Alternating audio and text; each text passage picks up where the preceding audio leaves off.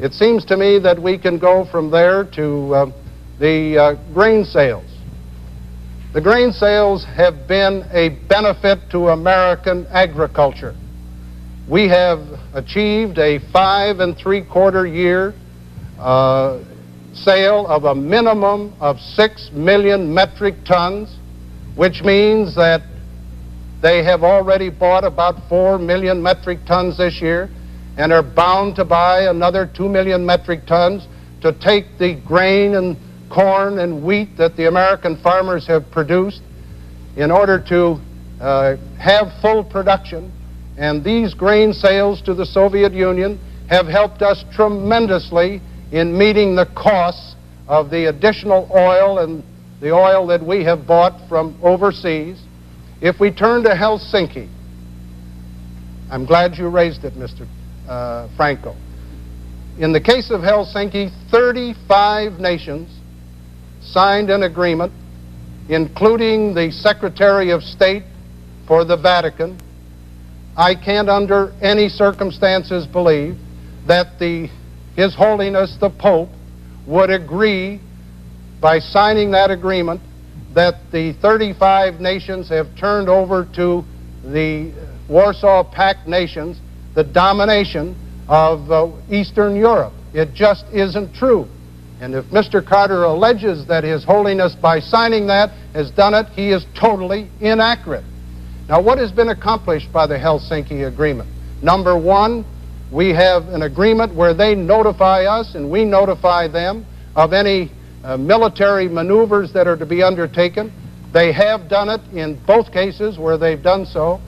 There is no Soviet domination of Eastern Europe, and there never will be under a Ford administration.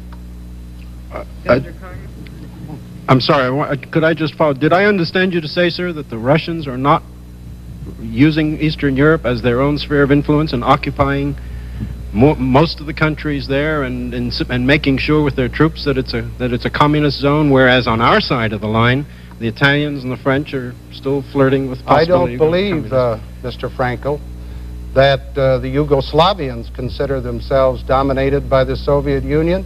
I don't believe that the Romanians consider themselves dominated by the Soviet Union. I don't believe that the Poles consider themselves dominated by the Soviet Union. Each of those countries is independent, autonomous. It has its own territorial integrity, and I concede that those countries are under the domination of the Soviet Union. As a matter of fact, I visited Poland, Yugoslavia, and Romania to make certain that the people of those understood that the President of the United States and the people of the United States are dedicated to their independence, their autonomy, and their freedom. Governor Carter, have your response.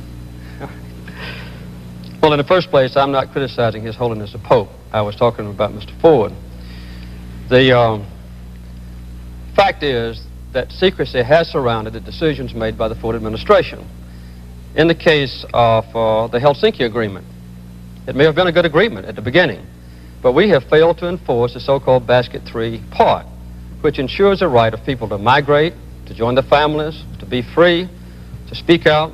The Soviet Union is still jamming Radio Free Europe. Radio